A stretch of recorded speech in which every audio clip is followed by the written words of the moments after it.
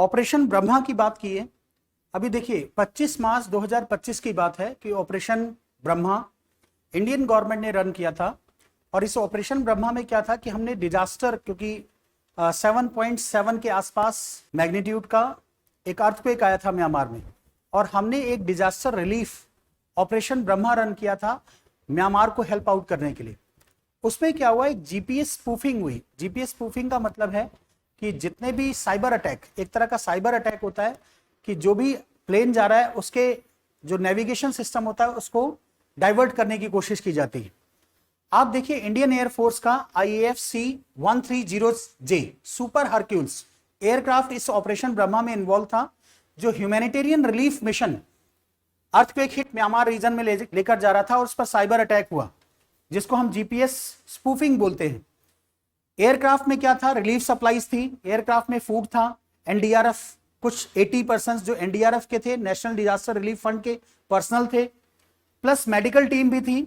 और GPS spoofing की वजह से क्या हुआ कि वो जो सिग्नल्स थे वो सारे सिग्नल्स मिसलीड हो गए। अब इस सारी चीज की अगर हम प्रॉब्लम देखते हैं, सो जीपीएस स्पूफिंग है क्या, a form of cyber attack that mislead navigation system using fake satellite signals। ये स्पूफिंग क्या करता है कि अटैक हो गया, एयरक्राफ्ट को डाइवर्ट करता है, इंटरफेयर करता है, सिक्योरिटी कंसर्न्स आ जाते हैं इसमें, ठीक है, नेशनल सिक्योरिटी को जियोपार्डाइज कर देता है।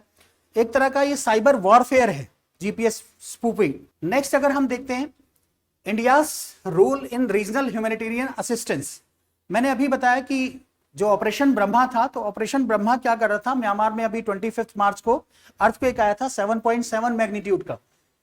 सो उसके लिए 400 टन्स ऑफ रिलीफ मटेरियल जा रहा था, 80 मेंबर्स एनडीआरएफ टीम उसमें पर्सनल थे, 118 मेंबर आर्मी मेडिकल यूनिट थी। एंड ये शो करता है कि हमारा जो इंडिया की नेबरहुड फर्स्ट पॉलिसी है। नेबरहुड फर्स्ट पॉलिसी का मतलब अगर नेबरहुड में कभी कोई प्रॉब्लम होगी तो हम सबसे पहले उसको हेल्प आउट करेंगे, उसको हेल्प करेंगे। सो उसी पर्पस के लिए हमने जो नेबरहुड फर्स्ट पॉलिसी बना रखी है अपनी फॉरेन पॉलिसी में, उसी पर्पस के लिए हमने क्या किया था कि ऑपरेशन ब्रह्मा स्टार्ट किया था। लेकिन जो जीपीएस स्पूफिंग था उसकी वजह से क्या हुआ कि जो हमारा नेविगेशन सिस्टम था, जो हमारा प्लेन जा रहा था, हरक्यूल्स प्लेन जा रहा था, उसके नेविगेशन में प्रॉब्लम हुई। एक तरह का ये साइबर अटैक था, और ये साइबर अटैक क्या कर रहा है, इंटेंशनली किसी ने किया था जिससे कि हम इन कंट्रीज की हेल्प ना कर सकें या इस म्यांमार की हेल्प ना कर सकें। Civil military coordination in disaster relief, देखिए ये बिना किसी भी डिजास्टर को ना बिना सिविल और मिलिट्री के कोऑर्डिनेशन के रिजॉल्व नहीं किया जा सकता। उसमें रिलीफ, देखिए डिजास्टर में अगर देखा जाए तो सबसे पहले रेस्पॉन्स होना चाहिए, प्रॉम्प्ट रेस्पॉन्स, रिलीफ और रिकवरी, तीनों चीजें चाहिए। सबसे पहले प्रॉम्प्ट रेस्पॉन्स होगा, फिर उसके बाद रिलीफ होगा, फिर उसके बाद रिकवरी होगी। अब इस चीज के लिए क्योंकि म्यांमार में डिजास्टर आया था, अर्थक्वेक आया था 7.7 मैग्नीट्यूड का, और म्यांमार इस चीज के लिए रेडी नहीं था। सो हमने म्यांमार, क्योंकि हमारा पड़ोसी देश है, तो नेबरहुड फर्स्ट पॉलिसी के अंडर हमने क्या किया, यहां से रिलीफ भेजा।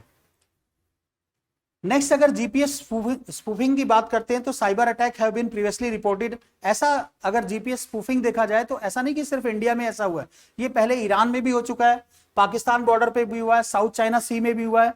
और इस तरह के क्वेश्चंस एक कंट्री नहीं सॉल्व कर सकती, इसमें बहुत सारी कंट्रीज को हमें इन्वॉल्व करना पड़ेगा, जिससे आने वाले टाइम में इस तरह के साइबर अटैक नेविगेशन सिस्टम पे ना हो।